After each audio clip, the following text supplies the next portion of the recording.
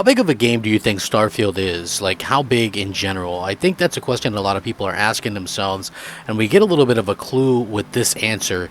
And to be honest with you, I think games are growing more and more in terms of how big they are, how much they cost, and things like that. And this blows my mind, to be honest with you. And quite frankly, I think that it really kind of goes in line with what to expect from the future of these things. And I also want to say that this, right?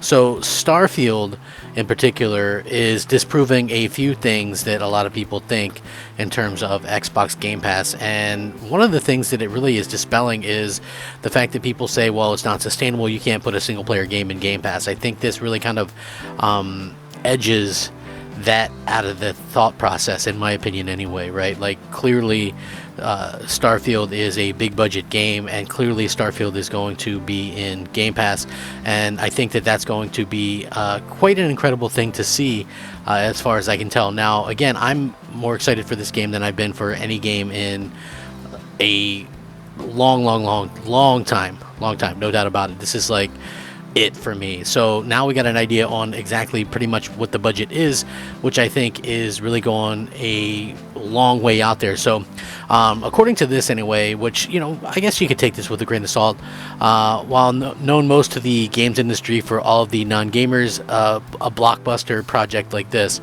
it looks like Bethesda Softworks' upcoming Starfield RPG is like the Marvel Cinematic Universe had a baby with Skyrim and then sent it on a 25-year-long space camp.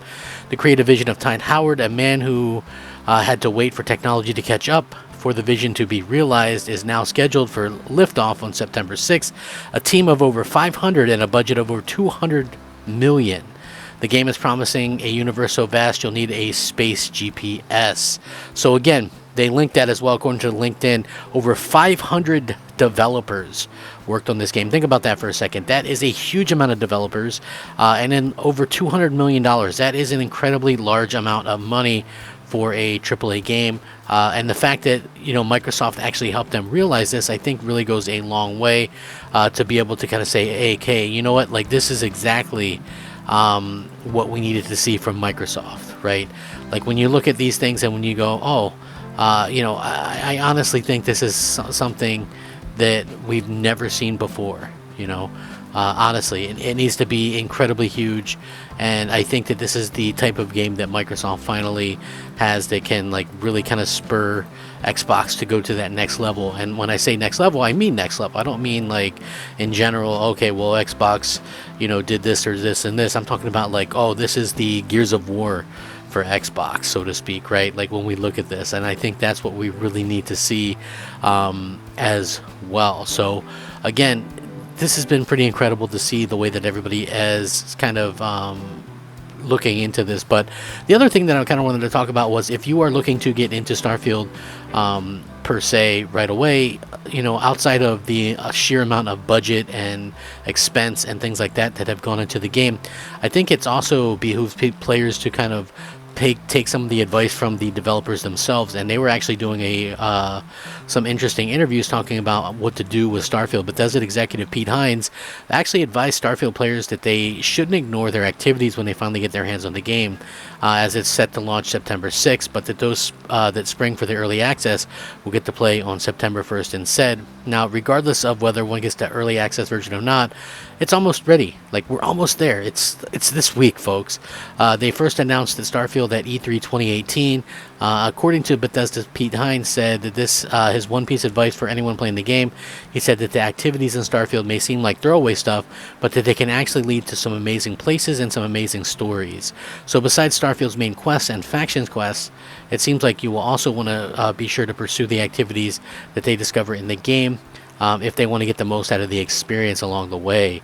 He's been talking about Starfield for quite a bit these days leading up to the launch of the game, and he claims to have over 160 hours logged into the game himself so far, and said that Starfield gets, you know, really interesting at that point. So I think a lot of people are looking to Starfield and saying, okay, well, what can we expect?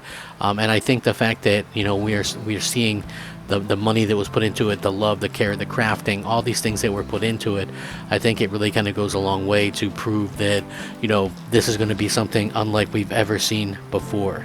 And, you know, they've really kind of gone a long way in proving a lot of people wrong with a lot of these things. So yeah, like I am extremely happy with the way that it sounds like Starfield is coming along, and I know that a lot of you are as well. But to see that, hey, this budget was where it's at, the technology is where they needed it to be, I think that that's really something special. And again, I think that we have to look at this and go, okay, so where can we go from here? Like, it's really hard to know where to go from here, to be honest with you, because I think that we'll never really know just how far this kind of thing can go. And for me personally, like I said, I think that they really nailed what they needed to do with the atmosphere, and I've never seen people this excited. I think that this is exactly what we need in terms of to get gaming going in a way that we've maybe never seen before.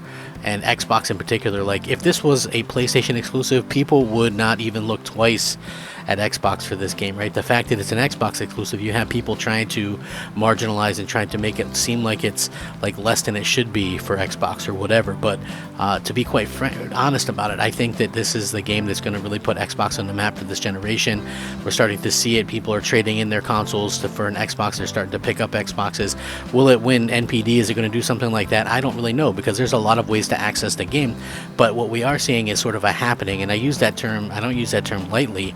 I use it as a legit thing, like a happening. It really is, and it's something that we haven't really ever seen before. So for me personally, I look at this and I go, they've really nailed it. They've gotten people's attention. They've gotten people more interested in this game than I think any other game. The fact of the matter is this, right? And I try not to do the fanboy thing as much anymore, but when you see PlayStation fans claiming that they're not worried about this game or they don't care about the game, but they're talking about it more than the fans, I think that at particular moment leads us to the truth. Like, you're not going to talk about something if you absolutely hate it, and if you're not interested in it, right? Like for me, and I don't like to use this term too much, but I'm just using it as a comparison, but I didn't care about Final Fantasy 16 or whatever it is. So, but I didn't do 20 videos talking about it and pretending that I didn't care about it. I just don't care about it. So I didn't talk about it. And, I didn't really talk about it on Twitter unless somebody brought it up. It was just one of those things. Like, if you really don't care about something, then you're not going to talk about it. And I just find that to be pretty ironic that so many of these people claim not to care about it or anything like that. But I can guarantee, if Sony had got this game exclusively like they tried to before Microsoft bought the company, they would be caring an awful lot about it, because I think this game is going to be the first true reason to own a current gen console, and it's console exclusive to Xbox, so what more can you say? Anyway, let me know what you guys think. Thanks for watching. I'm Crap Gamer. This is Crap Gamer Reviews. Peace.